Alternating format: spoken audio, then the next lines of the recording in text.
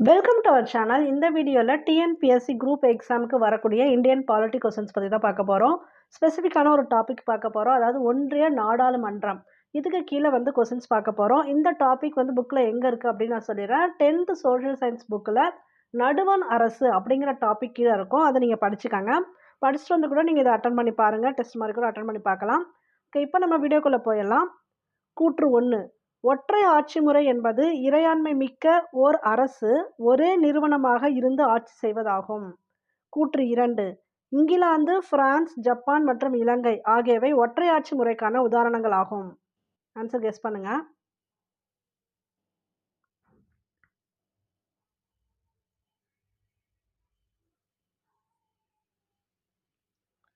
இரண்டுமே சரி. எங்கெல்லாம் ஒற்றையாட்சி முறை இருக்குன்னா இங்கிலாந்து, பிரான்ஸு, ஜப்பான் மற்றும் இலங்கை இங்கே எல்லாமே பார்த்தீங்கன்னா ஒற்றையாட்சி முறை இருக்கு.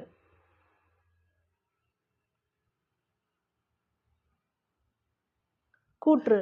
ஒற்றையாட்சி முறையோடு ஒப்பிடும்போது கூட்டாட்சி முறை பலவீனமானது. காரணம், கூட்டாட்சி முறை அதிக செலவினம் கொண்டது. பிராந்திய போக்குகள் தான் பொதுவாக காணப்படும். நிர்வாக சமநிலையில் குறைபாடுகள் உண்டு.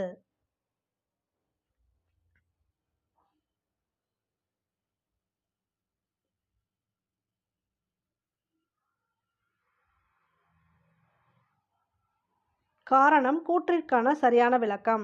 நீங்கள் நம்ம சேனலுக்கு ஃபஸ்ட் டைம் வரீங்க அப்படின்னா மறக்காமல் சப்ஸ்கிரைப் பண்ணி வச்சுக்கோங்க. பெல் ஐக்கானும் கிளிக் பண்ணி வச்சுக்கோங்க. அப்போ தான் நாங்கள் போடுற வீடியோ இமீடியட்டாக உங்களுக்கு ரீச் ஆகும். நீங்கள் இது வரைக்கும் யூனிட் 4ல் நாங்கள் போட்ட வீடியோஸ் எல்லாம் பார்த்துருங்க. அந்த கொஸ்டின்ஸ் எல்லாமே நான் ஒரு மினி டெஸ்ட் மாதிரி வைக்கலான் இருக்கேன். நீங்கள் அந்த டெஸ்ட்டை அட்டன் பண்ணணும்னா அந்த டெஸ்ட்டு ஃப்ரீ தான். இதுக்கு கீழேயே டெஸ்கிரிப்ஷனில் நான் டெலகிராம் லிங்க் கொடுத்துறேன். அந்த டெலகிராம் லிங்க்கில் ஜாயின் பண்ணிக்காங்க. சண்டே அன்னைக்கு உங்களுக்கு ஒரு மினி டெஸ்ட் மாதிரி இந்த கொஸ்டின்ஸ் கொடுக்குறேன். அதாவது இது வரைக்கும் நான் யூனிட் 4ல் இந்தியன் பாலிட்டியில் எவ்வளோ முடிச்சிருக்கணும் அது வரைக்கும் மட்டும் நான் கொஸ்டின்ஸ் கொடுக்குறேன். உங்களுக்கு அந்த கொஸ்டின் டைப்பான வீடியோஸ் பார்க்கணுன்னாலும் இந்த சேனலோட பிளேலிஸ்ட்லேயே இருக்குது, நீங்கள் போய் பார்த்துக்கலாம். நீங்கள் டெலகிராம்லேயே நான் பிடிஎஃப் கொடுத்துறேன், அட்டன் பண்ணுங்கள். அதுக்குரிய ஆன்சர் கீ நான் வீடியோவாக போட்டுருவேன். ஓகே, இப்போ அடுத்த கொஸ்டின் போகலாம்.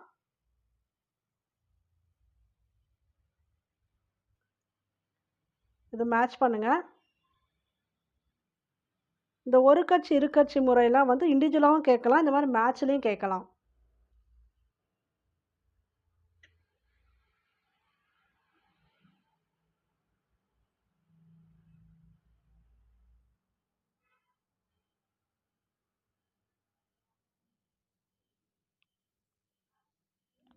இதுக்குரிய ஆன்சர் இதுதான்.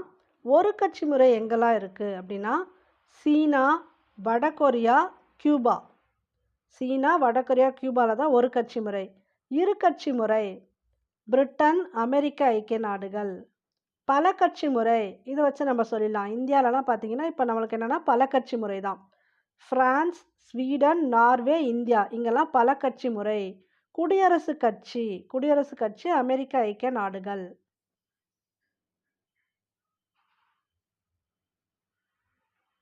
இரு கட்சி முறை என்பது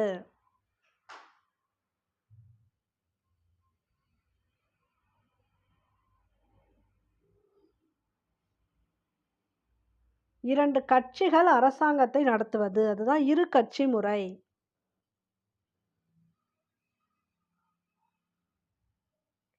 கூற்று 1. நாடாளுமன்ற ஆட்சி முறை அமைச்சரவை அரசாங்கம் அல்லது பொறுப்பு அரசாங்கம் அல்லது வெஸ்ட் மினிஸ்டர் அரசாங்க மாதிரி என பல்வேறு பெயர்கள் அழைக்கப்படுகிறது. கூற்று 2. இவ்வகை ஆட்சி முறை பிரிட்டன், ஜப்பான், கனடா, இந்தியா போன்ற நாடுகளில் காணப்படுகிறது.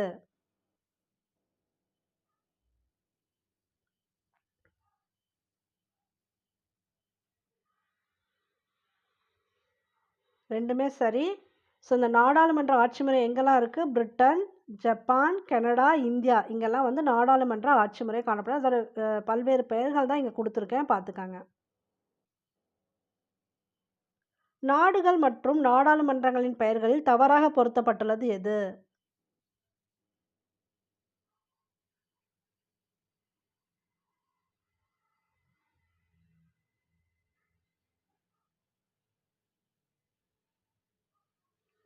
இதில் தவறானது 3 and 5. ஜஸ்ட் ஆப்போசிட்டில் கொடுத்துருக்கேன். ஐக்கிய அமெரிக்க நாடுகளில் என்னன்னு சொல்லுவாங்கன்னா அந்த நாடாளுமன்றத்தோட பேர் காங்கிரஸ். அதுபோல் பிரிட்டனில் பார்த்தீங்கன்னா பார்லிமெண்ட். இது ஞாபகம் வச்சுக்கலாம். Britain parliament.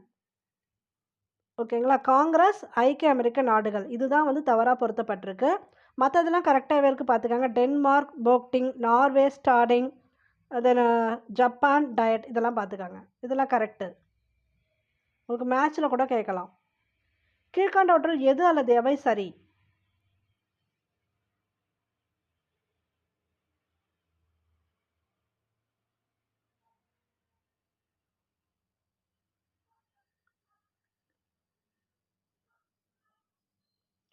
இதுல 2 மற்றும் 3 தான் சரி. அதாவது அதிபர் ஆட்சியில் அமைச்சரவையை கிச்சன் கேபினட்னு சொல்வாங்க. அது ஓகே. இது எங்கெல்லாம் இருக்கு இந்த அதிபர் மக்களாட்சி முறைன்னா, அமெரிக்கா, பிரேசில், ரஷ்யா, இலங்கை போன்ற நாடுகள்ல இருக்கு. இதுல என்ன குடுத்துருக்கு, இது ஃபர்ஸ்ட் வந்து தப்பு. என்னன்னா, அதிபர் அதிபர் வாக்காளர் மன்றத்தினால் 5 ஆண்டுகளுக்கு ஒரு முறை தேர்ந்தெடுக்கப்படுகிறார் சொல்றாங்க இல்லையா? அது தவறு. 4 ஆண்டுகளுக்கு ஒரு முறை. ஸோ 4 ஆண்டுகள் தான் கரெக்ட். மத்திய, மாநில அரசுகளுக்கு இடையேயான நிதி உறவுகள் பற்றி கூறும் பிரிவு.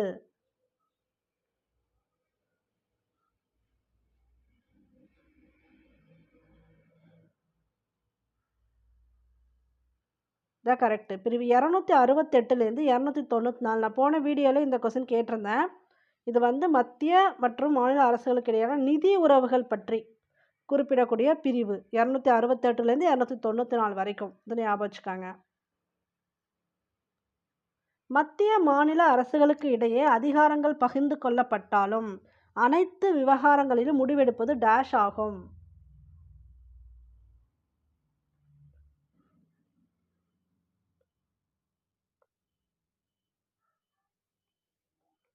மத்திய அரசு. என்னதான் மாநில அரசு எல்லாம் பகிர்ந்துக்கிட்டாலும், ஆனா மெயினா இந்த முடிவெடுக்கிறது யாருன்னு பார்த்தீங்கன்னா, மத்திய அரசு தான். கீழ்க்கண்டவற்றுள் எது அல்லது எவை சரி? இது படிச்சு பாருங்க.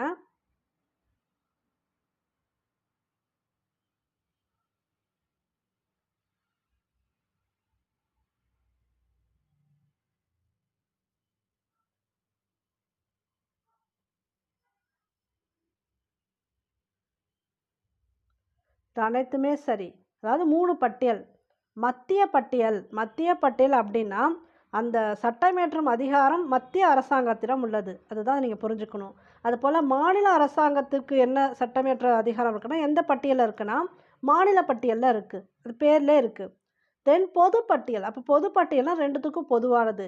இந்த சில துறைகள் இருக்கு. 1 ஆர் 2 துறைகளுக்கு மத்திய அரசும் சரி, மாநில அரசும் சரி 2 பேருமே சேர்ந்து அந்த சட்டம் இயற்றும் அதிகாரம் பெற்றிருக்காங்க. ஸோ அந்த மாரி இருக்கக்கூடியது எல்லாமே பொதுப்பட்டியல் துறை. இதெல்லாம் கூட இப்ப கொஸ்டினா கேட்டிருந்தாங்க. இத ஞாபகம் வச்சுக்கங்க. கீழ்க்கண்டவற்றில் தவறாக பொருத்தப்பட்டுள்ளது எது?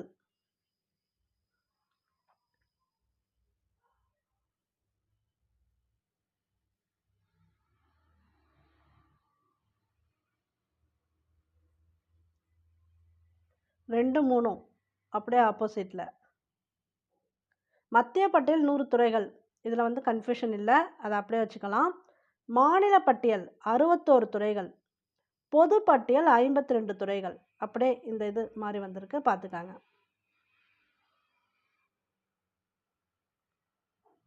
கூற்று 1.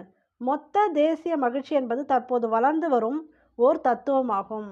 இது ஒரு குறிப்பிட்ட நாட்டில் உள்ள மொத்த மகிழ்ச்சியை குறிக்கும் ஒரு குறியீடு ஆகும். கூற்று 2. பூட்டான் அரசின் அரசமைப்பில் இடம்பெற்றுள்ள இக்கருத்து ஜூலை 18, 2008 நடைமுறைப்படுத்தப்பட்டது.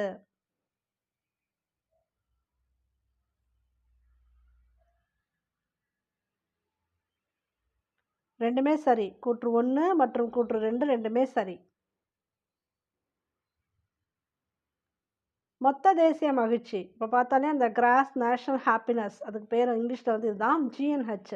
இந்த பதத்தை பூட்டானின் 4ஆம் அரசரான ஜிக்மே சிங்கே வான்சுக் அவர்களால் டேஷில் உருவாக்கப்பட்டது. எந்த இயர்? இந்த பேரும் ஞாபகம் வச்சுக்கோங்க யாரால் உருவாக்கப்பட்டது அப்படின்னு. இவர் வந்து பூட்டான் 4ஆம் அரசர். எந்த இயர் வந்து உருவாக்கப்பட்டது இந்த தேசிய மகிழ்ச்சி? மொத்த தேசியத்துக்கும் அது மகிழ்ச்சி குறியீடு.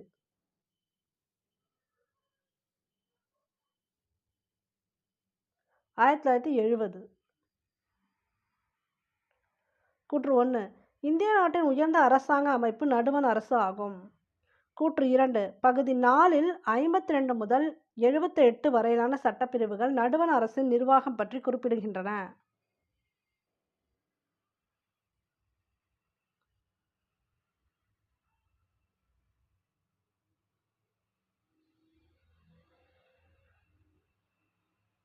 கூற்று 1 மட்டும்தான் சரி.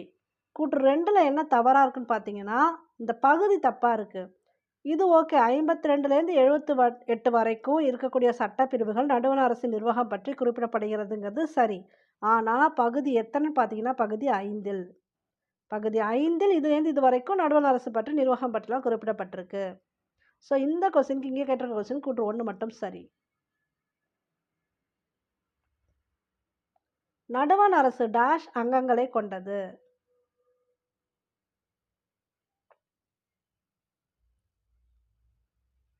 மூன்று அங்கங்களை கொண்டது. கீழ்கண்டவற்றில் நடுவண் அரசின் அங்கம் எது?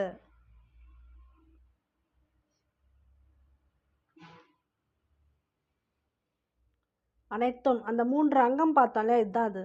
நிர்வாகம், சட்டமன்றம், நீதித்துறை. இந்த 3ம் சேர்ந்தது தான் நடுவண் அரசு. கூற்று 1 நடுவண் அரசின் நிர்வாகத் தலைவர் குடியரசுத் தலைவர் ஆவார். அவர் பெயரளவில் நிர்வாக அதிகாரம் பெற்றவர். அரசியலமைப்பு தலைவராகவும் உள்ளார். கூற்று 2 அரசியலமைப்பு சட்டப்பிரிவு 53இன் படி குடியரசுத் தலைவர் நேரடியாகவோ அல்லது அவருடைய சார்நிலை அலுவலர்கள் மூலமாகவோ நடுவண் அரசின் நிர்வாக அதிகாரங்களை அரசியலமைப்பின்படி செயல்படுத்துகிறார்.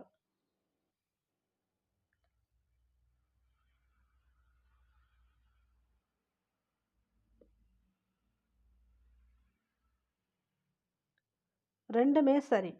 ஆக்சுவலாக இப்போ நம்ம ஆல்ரெடி மாநில நிர்வாகத்தில் பார்த்தோம், ஆளுநர் வந்து பெயரளவில் தான் நிர்வாக அதிகாரம் பெற்றவர்.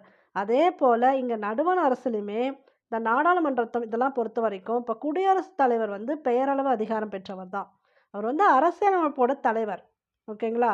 அப்போ மெயின் எங்கன்னா பிரதம மந்திரி கிட்ட போயிடும். மற்றபடி அவங்க அந்த ஆக்டிவிட்டிஸ் எல்லாம் ஃபுல்லாக அவங்கள டிபெண்ட் பண்ணியிருக்கோம். பட் பெயரளவில் நிர்வாக அதிகாரம் பெற்றவர் குடியரசுத் தலைவர்.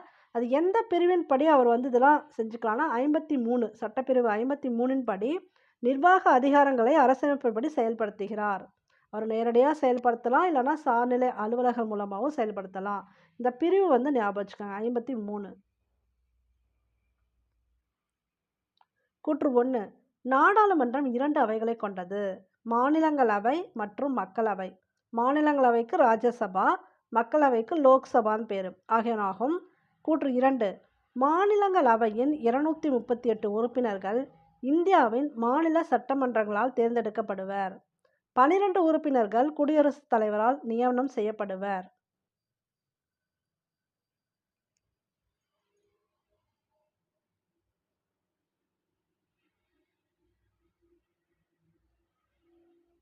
இரண்டுமே சரி.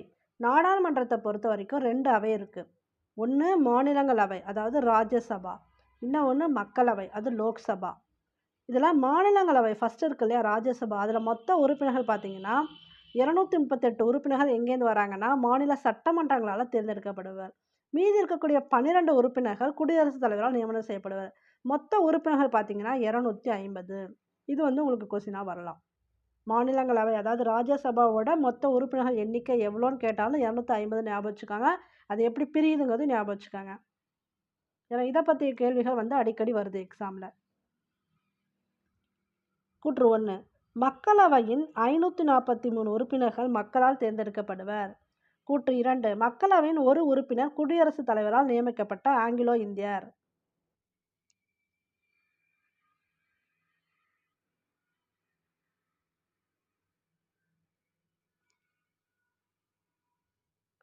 இதில் கூற்று 1 மட்டும்தான் சரி. இது ஓகே. 543 உறுப்பினர்கள் மக்களால் தேர்ந்தெடுக்கப்படுவர் சரி. இங்கே வந்து 2 உறுப்பினர்கள் வருவாங்க. 2 உறுப்பினர்கள் குடியரசுத் தலைவரால் நியமிக்கப்பட்ட ஆங்கிலோ இந்தியர் வருவாங்க. அதனால் கூற்று 1 மட்டும் சரி. குடியரசுத் தலைவர் தேர்தல் போட்டியிட டேஷ் வயது பூர்த்தி அடைந்தவராக இருத்தல் வேண்டும்.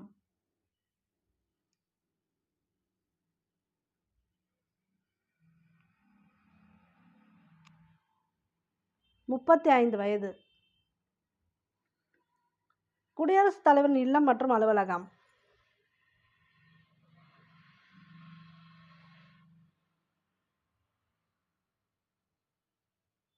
அனைத்தும். இல்லம்னா இது மெயினு. புதுதில்லியில் உள்ள ராஷ்டிரபதி பவன். இந்த அலுவலகம் இங்கேயும் இருக்குது, சிம்லாலேயும் இருக்குது, ஹைதராபாத்லேயும் இருக்குது. ஸோ அவங்க வந்து எப்பயாவது இங்கே கூட யூஸ் பண்ணிப்பாங்க, இந்த அலுவலகத்தையும் யூஸ் பண்ணிக்கலாம். குடியரசுத் தலைவரின் பதவிக்காலம் எத்தனை ஆண்டுகள்?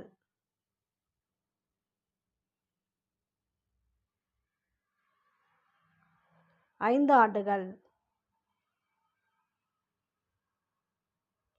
கூற்று 1. குடியரசுத் தலைவர் ஒற்றை மாற்று வாக்கு மூலம் விகிதாச்சார பிரதிநிதித்துவத்தின்படி வாக்காளர் குழுமத்தால் தேர்ந்தெடுக்கப்படுகிறார். கூற்று 2. இங்கே கூற்று 2 ஸ்டார்ட் ஆயிடுச்சு பார்த்துக்கோங்க. குடியரசுத் தலைவராக தேர்ந்தெடுக்கப்பட்ட ஒருவருக்கு உச்சநீதிமன்ற தலைமை நீதிபதி பதவியேற்பு உறுதிமொழி செய்து வைக்கிறார்.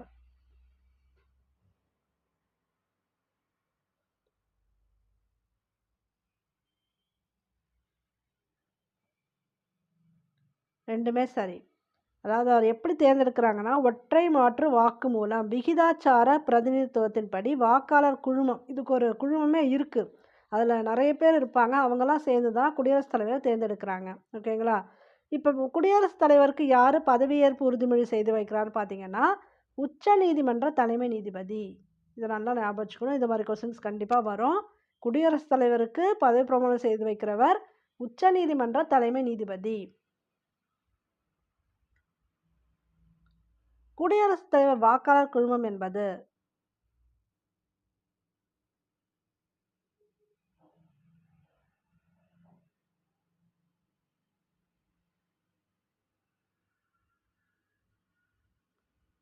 அனைத்துமே உண்டு.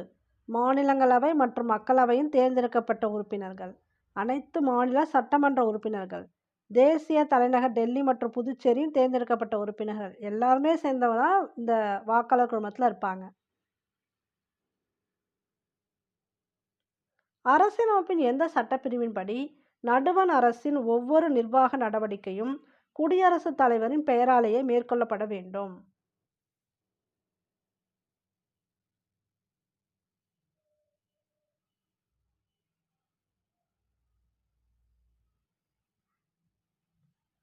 சட்டப்பிரிவு 77 படி ஒவ்வொரு நிர்வாக நடவடிக்கையும் குடியரசுத் தலைவரின் பெயராலேயே மேற்கொள்ளப்பட வேண்டும்.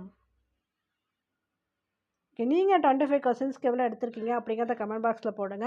இப்போ இந்த 2Aலே டிஎன்பிஎஸ்சி குரூப் 2 இப்போ நடந்தது இல்லையா, அதுலேயே இது சம்மந்தப்பட்ட சில கொஸ்டின்ஸ் வந்திருக்கு, அதை இப்போ நம்ம பார்த்துடலாம். கீழ்கண்டவற்றில் சரியான பொருத்தத்தை கண்டறிக.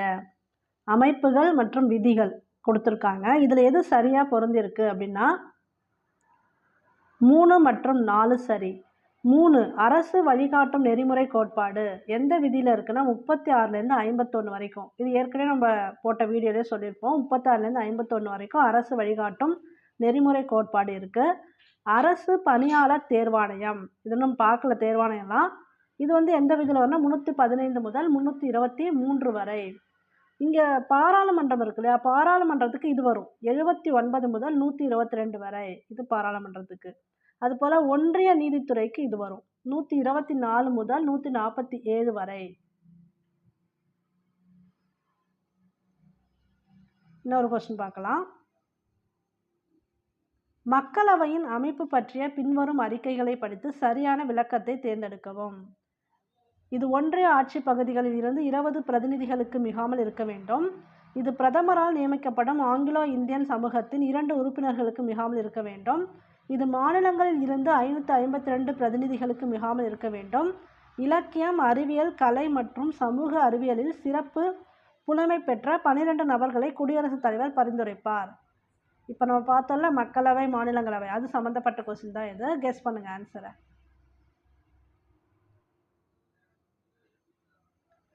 இதுதான் கரெக்டு. ஒன்றிய ஆட்சி பகுதிகளில் இருந்து 20 பிரதிநிதிகளுக்கு மிகாமல் இருக்க வேண்டும். இந்த பிரதமரால் நியமிக்கப்படும் கொடுத்துருக்காங்க இல்லையா, இது தவறு. குடியரசுத் தலைவரால் படிச்சிருப்போம், இப்போ தான் நம்ம படித்தோம் இல்லையா, இப்போ இந்த வீடியோவிலே பார்த்துருப்பீங்க. ஓகேவா? அதுபோல் இந்த கவுண்டிங் வந்து தப்பு. இந்த 12 நபர்களை குடியரசுத் தலைவர் பரிந்துரைப்பார் அப்படிங்கிறது மக்களவைக்கு வராது. அது எதுக்கு வரும்னா மாநிலங்களவைக்கு வரும். அப்போ எது ஆன்சர் கரெக்டுனா 7. நம்ம இன்னும் டீட்டெயிலாக வந்து போகலை, இன்னும் பார்க்க வேண்டியிருக்கு. அதை டீட்டெயிலாக பார்க்கும்போது ஆக மொத்தம் இது 3 இல்லைன்னு தெரிஞ்சிடுச்சு. அப்போ இதுதான் கரெக்டு, ஃபஸ்ட்டு தான் correct. Okay, thank you for watching.